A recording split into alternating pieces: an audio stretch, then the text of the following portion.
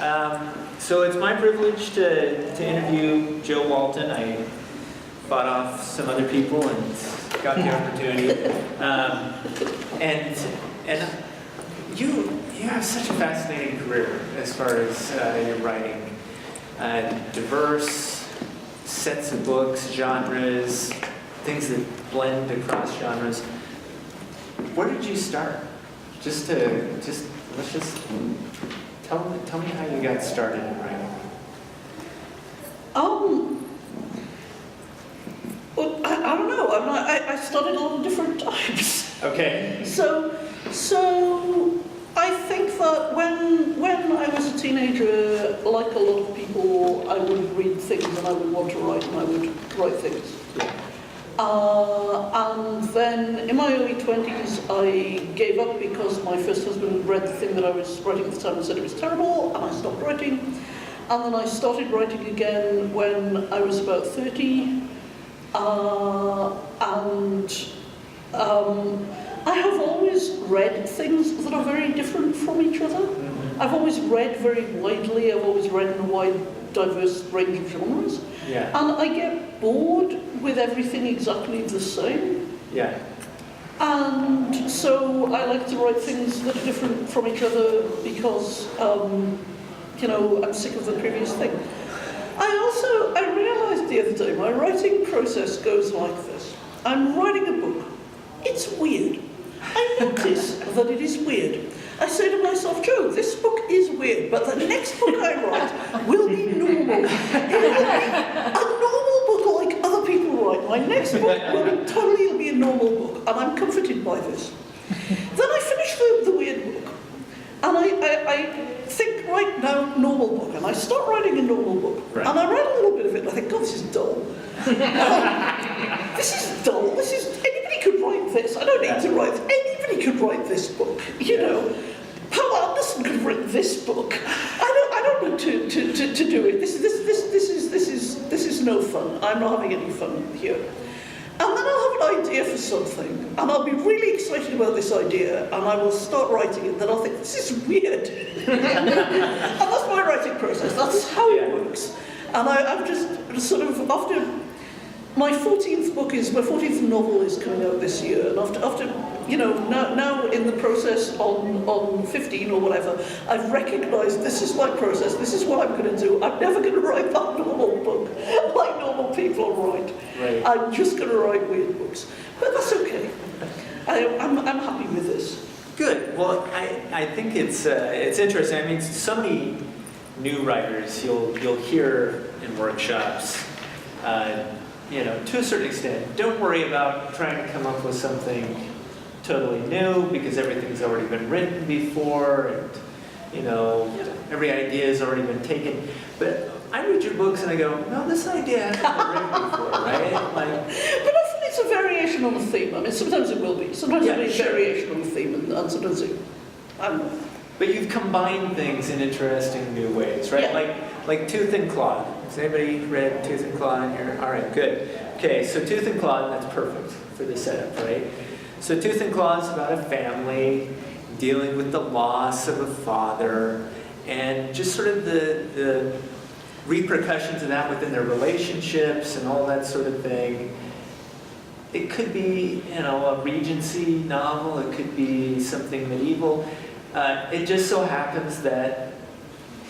What I say about this book is it's a sentimental Victorian novel about dragons that eat each other. All the characters are dragons. And they eat each other. So when they have the loss of their father, the father dies, and they're squabbling about dividing up the inheritance, like you always get in Victorian novels. The inheritance includes who eats which bits of his body. Yeah. And it was a lovely way of getting at the things that are gross and macabre about the Victorian sentimental period. And I had a lot of fun with that book. Yeah. But the thing is, if I was a normal person, I might well have written that book, but I would then have written 37 sequels to that book. Yeah. That would be in that world, in that universe, and that would explore all the permutations and the future of the characters. People are always asking me, because some people really love this book, and they say, well, why don't you write a sequel? Why don't you write more? I could, Trollope, it's based on a Trollope novel, an Anthony Trollope novel called Framley Parsonage. And Trollope wrote 50 books, and I could write a version of all of Trollope's novels, but I don't need to. I've done it once. Once is enough. But a lot of people have very successful careers writing in one universe, down one track, and that's what they like doing. They're in love with their world, they're in love with their characters, they're doing it. But I just find that kind of dull. And I just want to do different things. So Tooth and Claw won the World Fantasy Award in 2004. And I'd already written my next novel, Farthing, which is an alternate history, cozy mystery. And my editor said, the terrible thing about you winning the World Fantasy Award, we're not going to be able to put that on the cover. Because it's not a book that World Fantasy Award winner would work on the cover of Farthing. The cozy alternative history with Nazis. Yeah, that's right. Yeah. Okay, so one of the things that strikes me as I read a lot of these stories, I mean, the characters are so vivid in something like Tooth and Claw, and seem so real, and you give a lot of thought to, what is a priest? What is a dragon priest? What's, instead of vows of celibacy, they've got their wings tied back, right? So they can't fly, things of that nature. How do you go about the world building? How do you go about constructing these very clever, but things that to me seem perfectly intuitive, right? As soon as I read it, I go, oh yeah, that's what a dragon priest would be like. Yeah. Well, sometimes it'll be perfectly intuitive to me. And I will start thinking about it and it'll just be obvious that it'll be like that. The one that is in that book that is like that is that the young female dragons have golden scales. And when they get too close to a male dragon at the right age, they blush and their scales become pink. And that means they're engaged, or at least if it doesn't mean they're engaged, that's shocking. And that is just an exact translation of the way that it is for women in those books, yeah? They're like little ducklings and they fixate on the man in that way. Yeah. And it was just obvious that's what I would do with the scales. Whereas with the priest thing, I had two different things, because with Trollope it's not clerical celibacy, because he's talking about the Church of England rather than... Sure. Yeah. But the priests weren't allowed to do, the vicars, they weren't allowed to do certain, still, I think. One of them is Sunday travel, travelling and doing certain other things on Sundays. And often they're not supposed to hunt, which in Trollope novels means on a horse hunting a fox, but in my book means, hunting for your food when you're a dragon. Yeah. So having the wings bound kind of caught up those two aspects of Sunday travel and hunting that they're not supposed to do. And they're loosely bound, so you can take the bindings off and do it if you wanted to fly, but they're supposed to walk and not fly. And then once I'd thought of that, it fits so well in so many ways that you can do it. So, your general question, how do I do world building? Sometimes I do it very fast and sometimes I do it very slowly. And I will sometimes be thinking about a world for a long, long time before I write anything in it, and other times I will just think it all up instantly, pretty much. I'll just get the idea of it and it'll just go pop, pop, pop, this is how it is. And then the things that are given like that, I've got them, and then I have to sort of make up some other things usually, and I've got to stop and think and make it up, and I'm not so good at that as I am at working it out fast. Okay. So what, and maybe this is a tricky question, but what makes the difference between the two? Why do some worlds just... I wish I knew. Yeah. I wish I knew. But world building is a quite separate part of writing, because you can tell any story in any world. Yeah. Within genre. But also, you can tell the story of the world. You can tell the story of how the world got like that, which is not what I'm doing in Tooth and Claw. The story of how the world got like that is very buried in the backstory of all of that. It is a story happening in that world. So you can't tell the story of the world, but you can tell the story in the world. Right. And I've done a lot of tabletop role-playing where I make up worlds to role-play in. And I've done a lot of train travel with a small and medium-sized kid where making up a world is something that you can do on a long trip. You can do this in cars too if you have a car. So world building is just sort of playing, and then doing something with it is separate. So I've got a lot of worlds in my head, but there's something that really goes together for me, which is characters come from the worlds they come from, and they can only come from the world that they come from. So the characters in the world kind of come together. So if I have a character who is a certain way, it means that the world is a certain way to have produced that character. And the other way around, if the world is a certain way, then it's going to make people respond to that and be like that. Now they might hate it. Right. They might hate everything about the way that the world is, but that has shaped them, and that has made them the person that they are. So I get very productive characters and world building at the same time. And sometimes a friend or my son, when he was small or whatever, somebody will be brainstorming world building with me and we'll be putting together a world. And I will immediately start thinking of characters, both characters who fit in it, with it, love it, and characters who hate it. And they'll just come to me. So somebody will say, you know, there's a rock, and I'll immediately start thinking, what does that say about the psychology of the people? You know, or they'll say, so there's a castle floating on a rock. The rock is floating, the castle is on the rock, and it is floating over the landscape. And I'll start thinking what it would be like growing up there. How do you get on and off? And I'll say, how do you get on and off? And they say, oh, we fly on dragons. And I think, yeah, the grown-ups fly on dragons. They're going to let the teenagers fly on dragons? I bet they're not. What about the little kids? Never!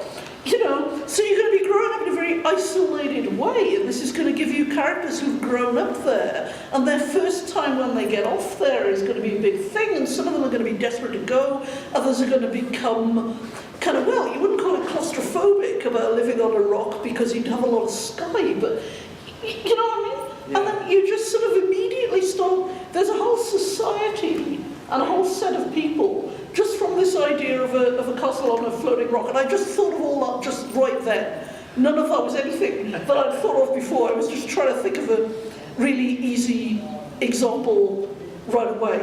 And my brain anyway starts putting it together and coming up with that kind of social world building that comes out of the other sorts of stuff. Yeah, well, no, that makes a great deal of sense. When I read your work, it always reminds me of Ursula K. Le Guin's essay about Mrs. Brown in science fiction. And it's, in the languages of the night. Yes. Yeah. And where she talks about, she references a story of Virginia Woolf's about seeing this woman who, you know, had clearly on a train, who clearly had a story, and her imagining that story, but then the woman disappearing before she has a chance to really figure out who she is. And then the duty of the author is to basically catch Mrs. Brown, or attempt to catch Mrs. Brown. And then Le Guin says that part of our problem with science fiction and fantasy is that effectively we can do whatever we want, right? We've taken all the limits out. We can travel across galaxies and so forth. And so we make things that are big and grandiose, and they're so big and grandiose that somehow they can't fit in Mrs. Brown. They can't fit in a real person, right? But when I read your work, that's what I see. I see Mrs. Brown over and over again. Is that average character, that real character who, as you say, is shaped by their environment. And you know, Virginia Woolf's Mrs. Brown is on a train. Okay. So today's Mrs. Brown is someone you see in a rest stop, unless you meet, because I go on trains. Or if you live in a city, you see them on the metro, on the subway. But the future's Mrs. Brown is someone that you see in the spaceship. And how did they get there? Yeah. You know, or the flying car, or whatever. Yeah. Right. Yeah, totally. And I need quite a lot of information about the world and the background of the people before I can start writing. But I can also generate it quite quickly. So I can start writing, as I was just saying, I can start writing quite quickly and be building it all up as I start off and do it. Yeah. And all these boring books that I write the first 10,000 words of and then I don't get on with, some of them have got great worlds. Yeah. You know, really great worlds that I know a lot about. But they just don't do it for you. No. So along those lines, well, let me change track a little bit. Among others, right? Great book. Has anybody not read Among Others? Great. 3 people. Because normally the question that he asked with Tooth and Claw, has anybody read it? One person has. In a room this size, that's about normal. But Among Others is my book that people have read. It is my selling book. My book that people have read and come up to me and tell me that they like. So, yeah. Okay, so you can tell Good. about it. All right, so it's effectively sort of in a way, almost a love letter to books and to words and reading in a way. And then you have another book that's just about reading and rereading the great books of science fiction. It is a non-fiction book called What Yeah. Makes This Book So Great. Yeah. And it's just, it was originally blog posts on Tor.com. It's just me wittering on about books. But it's great. If you're interested in 130 essays about books that I like, yeah. So I guess I wanted to talk, I'd love for you to talk a little bit about among others, but also what you see is the importance of reading, and especially rereading. I love this concept of rereading. You've done some tour rereads of various books. And Yeah, no, all I do on Tor.com is write about books that I am rereading. I hate reviewing. Yeah. So that was actually a really big question. I'm It not was, sure where I to know. start. So with rereading, I feel that the first time you read a book, you are dashing through the book for the plot and what happens, and you're running through it.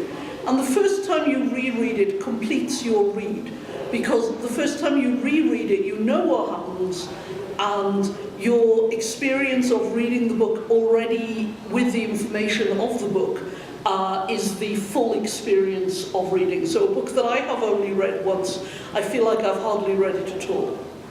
And it means that I probably really didn't like it if I've only read something once. And I reread a lot. And I discovered actually in the comment threads on the posts about this on Tor.com that there seem to be two kinds of people with this. There are the people who say, well, there are thousands of books in the world, and there are more being written every year. And if I'm only going to live to be 800 like Methuselah, it's going to take me all my reading time just to read all these books once each, and then there's more being written every year, we might find aliens, I'm never going to read all the books. Okay. And that's one attitude to reading. Whereas mine is the attitude of being a child who read very fast in a house that had books in, but I'd read them all. And I was going to have to read them again if I was going to have anything to read. And when I discovered the library, I read all the books in the library. It wasn't a very big library, and I read fast. And I read all the books. The character in Among Others does this, but this is something that I really did. In the summer of 1976, I read all the science fiction in Upperdale Library in alphabetical order. from Anderson to Zelazny. All of it. And if it wasn't there, I didn't read it because it wasn't there. Yeah. But the science fiction they had, it was only one sort of shelf unit. Yeah. But I read all of it. So I am always afraid that there's going to be nothing to read. Yeah. I'm going to run out. And while objectively, if I only live to be 800 and I read at the speed that I'm reading, I'm still not going to read everything. It's just so great. It feels like cheating. It feels like breaking the second law of thermodynamics, that I'm not going to read everything. Yeah. And also there's all this stuff in translation. And I could learn other languages and the stuff that haven't been translated. So I would never run out of books. It's never going to happen. I love this. Yeah. It's so great. But it feels like being really, really, really lucky. Yes. In that situation. So I was forced to reread by the scarcity of things. And as a kid, I was forced to reread even the books that I didn't like. I would read them again because I would have read the ones that I did like so many times.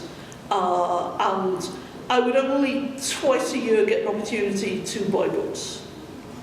And I didn't get to go to the library until I was, I don't know, 11 or 12, I think. Okay. Now, if that's the background, yeah.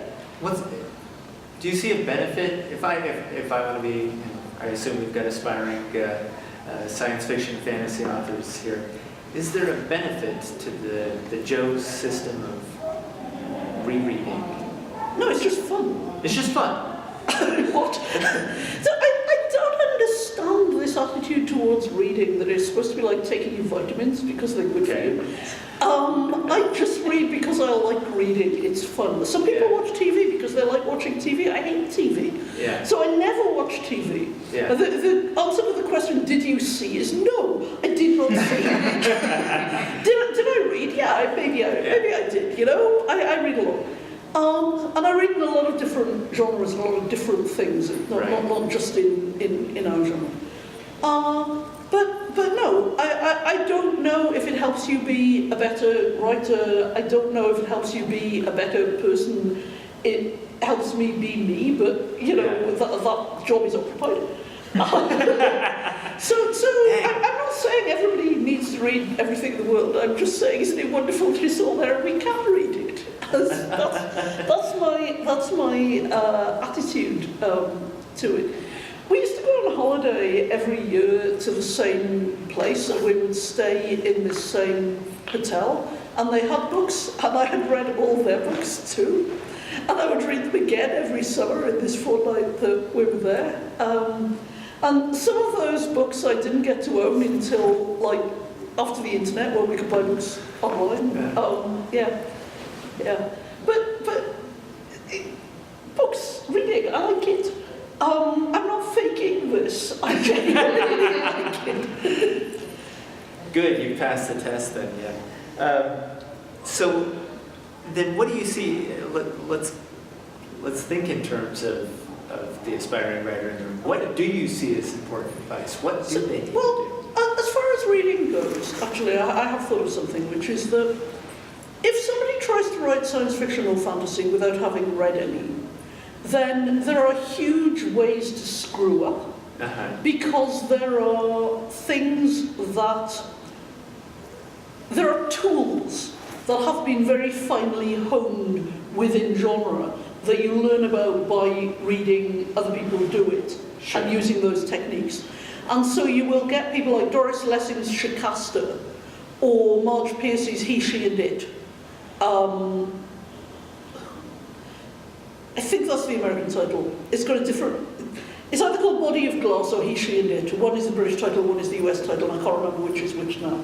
But both of those books are books that are written by really good writers who can write really well, and they've got great characters, but they don't have the science fiction toolkit for how to write science fiction. So they kind of invent the wheel and they ask how many corners it should have. And then you've got this That's a trick question for It's Douglas Adams' question, isn't it? So you have these very, very clunky ways of doing things that genre has very smooth and easy ways of doing. And you learn those by reading. So I do think that aspiring science fiction and fantasy writers ought to read in genre so they know how to do it, and that is a good thing to do. And my other advice to people who want to write is write. Just get on with it, go do it. This is Ursula Le Guin's advice to me when I emailed her to say how wonderful her National Book Awards speech was and how inspiring I found it. She said, well, go get on with it then.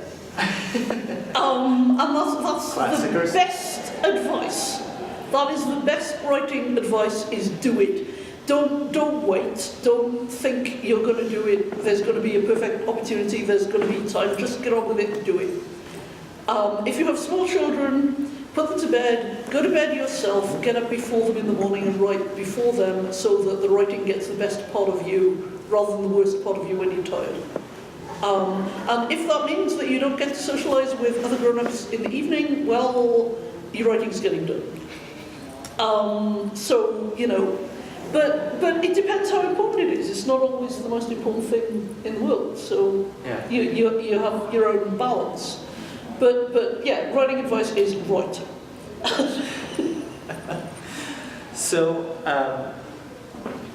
turning to another work of yours, The Just City, and the subsequent books. So, fascinating books, right? Like, summarize all the everything that's.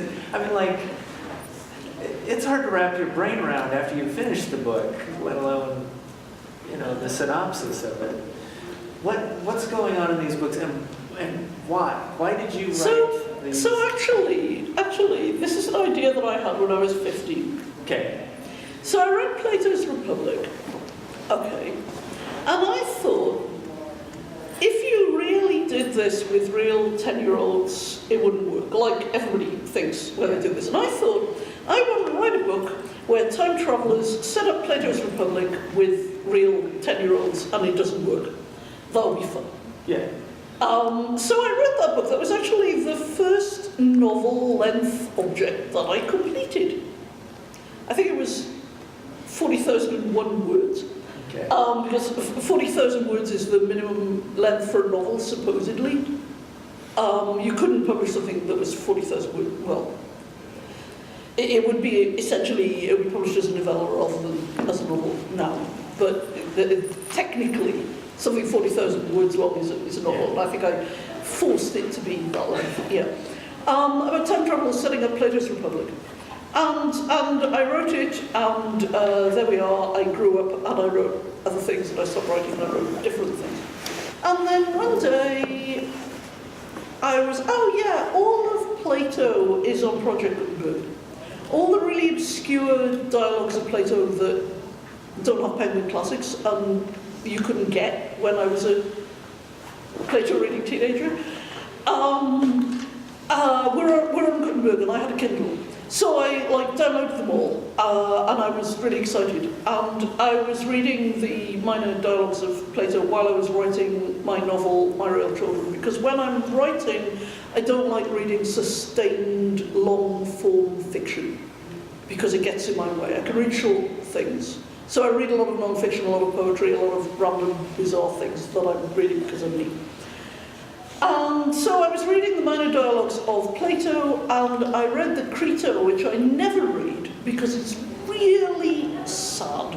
And Socrates dies in the end, and there's a really annoying argument in it, where Crito says to Socrates, so Socrates has been condemned, okay, and he's going to be executed for corrupting the youth by teaching them to argue back. And he's going to be executed when the ship gets back from Delos, and meanwhile they're waiting for the ship to get back. And his best friend Crito says, look, I've bribed the gods, I'm going to smuggle you out, and you can go to Thessaly, I've got friends in Thessaly, it'll all be okay, let's go. And Socrates says, no, let's have a long argument about how this is a bad thing. And I was reading this, I was reading on the bus, and I got to that bit, and I got off the bus and I was walking along. And I thought if I was Crito, I would have knocked him on the head and taken him to Thessaly and then let him argue, you know? And I suddenly thought, this is how I should have done the Plato's Republic story. I should have had Crito knock Socrates on the head and take him to Plato's Republic with time travellers, and then I could have had Socrates in it, that would be so great. And then it collided with another thing that was in my head, which was Bernini's statue of Apollo and Daphne, which I had seen in Rome the year before, which is a very, very, very beautiful statue of Apollo with his beautiful face, and he is embracing this woman who's in the middle of turning into a tree. And it's a very dynamic statue, and this statue actually has an awful lot of things to say about the present day issues of rape and rape culture and the things that we are discussing in this decade. It is a valuable point of argument because it is a very anti-rape piece. He also has a Hades and Persephone, which even more. It makes you realise every piece of art that you've seen that is rape of the gods is male gaze and from a very unpleasant point of view, whereas Bernini, he's saying rape, it's horrible. And so there is this gorgeous, oblivious Apollo face, and she is already a tree. And in about 1 second, as this statue is moving through time, which of course it isn't because it's marble, right? But 1 second later, he's about to get smacked in the groin with a branch. Yeah, that's what's going to happen to him. And so I wanted to write that. What does he think? Can he learn from this experience? Sure. What happens after he's smacked in the groin with the branch? What does it mean that he takes the laurel as his sacred tree? What does all this mean? This whole Apollo thing and this whole consent issue thing. And of course, talking about Plato's Republic, you've got a huge consent issue thing there with a whole bunch of different layers. And I thought I could do this. But I was in the middle of writing My Real Children, and I didn't want to abandon it and start writing a really weird book. So I just rushed through writing My Real Children, and the day after I finished it, I started writing Just City. And I don't normally do that. Normally my brain is like cottage cheese for a couple of weeks after I finish a book. But the next day I just started that and I wrote it. Yeah. It's beautiful. Thank you. Yeah. These books are available in 3 separate volumes as hardcovers and as ebooks, and they're available as one thumping great, enormous paperback volume with a really boring cover under the title Thessaly. And you know why it's called Thessaly, because you just heard me tell that story. I have more, but I don't want to miss out on questions from the audience here. So does anybody have questions for Joe they'd like to ask? Right there. So a lot of the stories you talked about, you mentioned kind of a body of work that you've processed and then made your own and then written your story from that. Mm-hmm.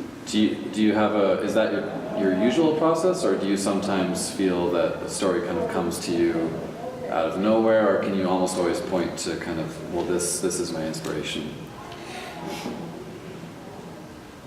Sometimes if I don't have an inspiration thing, I've almost got to make one up because people ask you for origin stories and you need origin stories. So sometimes it's out of things that I've read in a body of work, as you just astutely noticed. Sometimes it'll be some real life thing. We didn't really talk about Among Others, but Among Others is basically a mythologization of part of my life.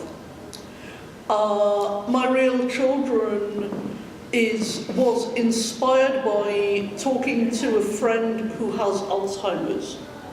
And she was telling me, not for the first time, the story of how she met her husband. And I'd heard this story before, yeah. Because she has Alzheimer's and right. So, as she was doing this, my mind was wandering slightly. And I thought, if you hadn't married him, your life would have been so different. And I suddenly got this whole idea for this book, where somebody has Alzheimer's and remembers 2 different versions of their life. And I immediately said to her, can I steal this story about your husband and write this book about this? And she was so happy and excited that I would do this. By the time I'd finished the book, she has about 15 minutes of memory now. It's the most science fictional thing imaginable, actually, the way that she is now. In that 15 minutes, she's like you or me. She's completely with it, she understands everything, she's got her past memory, but nothing is being stored in memory. So she won't remember something you asked her half an hour ago. She might remember something you asked her 10 years ago, but she won't remember something from half an hour ago. But something you asked her 10 minutes ago, she's still giving you a coherent answer to. It's very, very, very strange. So I went and talked to her about this book, and every time she was thrilled and delighted that I'd used this bit of her life in this book. But that's not informed consent. Sort of is, sort of isn't. But that novel totally comes from, you know, a real life thing. So I've usually got something I can point at, and I've usually got something that I can tell as an origin story, because people want origin stories of your books. And sometimes the real truth is, this is something you'd sort of been thinking about for a while, and you put it together with things. But you can make it into a better story by doing it, and you kind of need to. It's like the how did you get started writing thing, the origin story of the writer. And I don't really want to have an origin story in that way, but people definitely want you to. It's a thing you get asked. So you should think about, that's the thing you should think about as writers, is having a good origin story. J.K. Rowling has got the world's best origin story. You know, she was writing on a napkin in a coffee shop when she was unemployed and a single mother. How could she afford to go to a coffee shop? I was an unemployed single mother. Unemployed single mothers cannot afford to go to coffee shops with napkins. I'm sorry. You know? No. Have you ever lived on that budget? But it is a great origin story.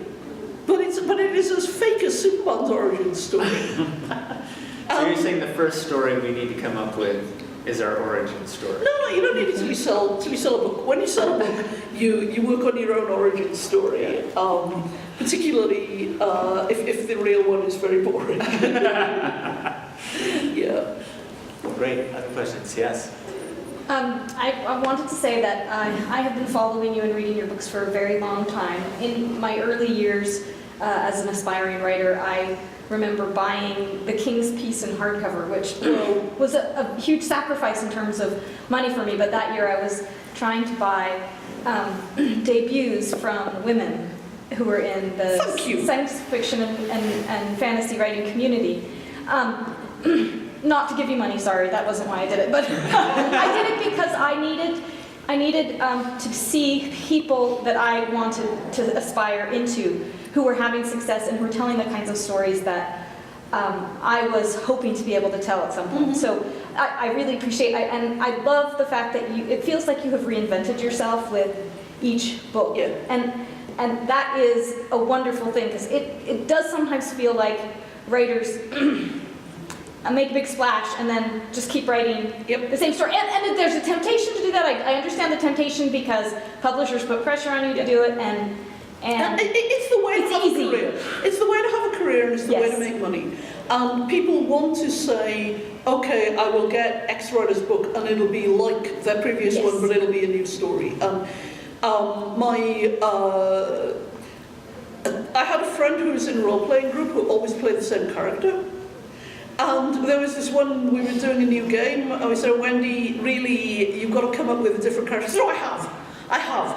She's really different. I said, okay, tell us. She said, well, you remember how the last one was a fire witch?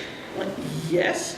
This one's a water witch. And there are people whose entire writing career is that, and they're happy. And they're producing books that people like and that sell. There is nothing wrong with that if it's what you want to do. It's just I can't do it because it's so boring. I'm sorry, but I can't personally.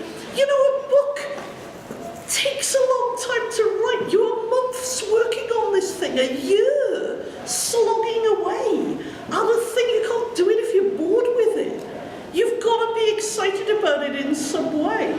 So yeah, I reinvent myself, and at this point I've got a situation where I'm known for writing books that are not like each other, and if I were to write a book that was the Water Witch version of a Fire Witch book, people would be like, what? What's wrong? They would think you died or had brain cancer, and was somebody else was writing your book story. They would they would indeed, yes, they would think that. So thank you for that. One of the things I wanted to ask you is about the Farthing series. And I wondered if you ever have this experience. I have just recently had an experience where I wrote something into a book and then it seemed to happen in real life, and then you wonder to yourself if somehow you could cause it to happen. And I wondered what your experience has been over the last 5 or 10 years watching politics unfold in your country and ours. Do you ever feel like it was just part of is it part of the air and you just noticed it was there, or what happened? Those books just got published in France last year, and the year before last now, and 2016. Aujourd'hui, which is one of those, it's like time in French, reviewed them and said, if you want to understand Brexit, these are the books to read. Okay. And that was upsetting. I saw a lot of books, but it was upsetting. And then after the US election, people were saying, the parallels with that. And I wrote a thing on my blog where I said, if there was one book of mine that I wish people would say, well, that's a little quaint and obsolete. No, I'm so sick of fascists. I wrote 3 whole books about fascists. I don't need them in real life as well. Yeah, I'm even more tired of fascists than everybody else is. Jeez. Also, reality is really badly copy-edited. The pacing is so implausible. My goodness. I'm tweeting that. If somebody, Reality is badly copy-edited. if somebody had come up with the events of the last 12 months in a book that I was critiquing, I would say, no, you got to slow it down. It couldn't happen that fast. It just would not work. No, that's just too implausible. Yeah, it really creeps me the hell out. And I'd actually forgotten that the way that the literal technical details of the way that the coup that is in Farthing and Halfpenny happened are exactly what Theresa May did, because that is how you have a coup in parliamentary democracy. I mean, it's the only way to do it, so that's why she did it. But I'd actually forgotten that I'd done those details in that way until I saw that thing that was in Aujourd'hui, and then I sort of thought about it and I thought, yeah, I guess actually. Yeah, it was supposed to be an awful warning, not a blueprint. Yeah. You need to write more utopias, I guess, is what we're saying. So Well, they can shape. Yeah, I try. Utopia's like Thessaly? Yeah. It's not a utopia. No. But it does encourage a questioning of the things that we take for granted as the way the world is. Yeah. At least the idea of all of these people who by the third book, there have been several generations of Plato's Republic, okay? And it hasn't worked, and they've tweaked it a lot. But they totally take for granted that the thing that is important is excellence. So when they're having a conversation with us, with our descendants, who take for granted that the thing that everybody wants is profit, they are talking at complete cross purposes. They can't understand each other. That obviously profit, and they don't even know what it means. They want what is some kind of economic good. And they can't, because we say, well, you can't have free healthcare, hospitals, education, because you've got to make a profit. Because we take it for granted that it's axiomatic you have to, whereas the people in this world take it axiomatic that what you want is human excellence. And that makes you question things about the real world. It is not a utopian book. If I had the magic pencil that is in Marianne Dreams, I would be a lot more careful about what I wrote. Catherine Stowe's Marianne Dreams is a children's book, very, very, very frightening children's book, where the little girl has a magic pencil, and when she draws, she goes into the dream, and it's real in the dream when she's dreaming. Yeah. Yeah, I don't have that magic pencil, fortunately. So we're out of time, but apparently we're launching a book tonight, right? So Yes. tell us a little bit about that. And you have one coming out in September too, don't you? Or did I imagine? I think you imagined that. Okay. Well, I'll just shut up then. I have a short story collection, which is every single short story that I've ever written, and a play and some poems. And it's called Starlings, and it's out from Tachyon Press. And I'm having a launch party for it here tonight with cake. And the cake has the book cover on the cake, or at least I hope it does. They're supposed to be delivering it. Mighty Baker cakes. So Yes, very yes, good. Yeah. yes. I've heard this. I hope so. I'm looking forward to the cake. So I'm not good at writing short stories, and so if you're aspiring writers, this is quite an interesting collection because you can see me teaching myself to write short stories through the process of the collection. So that some of them, some of the more recent ones are actually quite good, but some of the ones that are early on, and you can see what I was doing with that. Yeah. And I may have a novel coming out at the end of this year or the beginning of next year called Lent, which is a fantasy novel about Savonarola. It's not going to be September. It'll be December or this time next year. It is a fantasy novel about Savonarola. I've been saying that it is Savonarola Groundhog Day. I spent a month in Florence writing it, researching it, and looking at places, and that was awesome. I now want to set all my books in Florence, and my editor says, but your books are all supposed to be different from each other. Yeah. But it's done, and I'm tweaking it, and it'll be out at the end of this year or the beginning of next year. Yeah. Wonderful. So when is the book signing tonight? The book launch thing tonight is 7 o'clock. Hang on. It is a boardroom at 7 p.m. And I have, which I will totally give you now if you want them, I have postcards with the cover of that book and a list of all my books on the back. This is, we were, in the other back. Somewhere. We were talking in the panel first thing this morning about marketing. This is as far as I get. It's putting a list of all my books on the back of my book that people will buy all books. But yeah, if anybody wants this postcard, I got a bunch. And I got more upstairs. Wonderful. Thank you.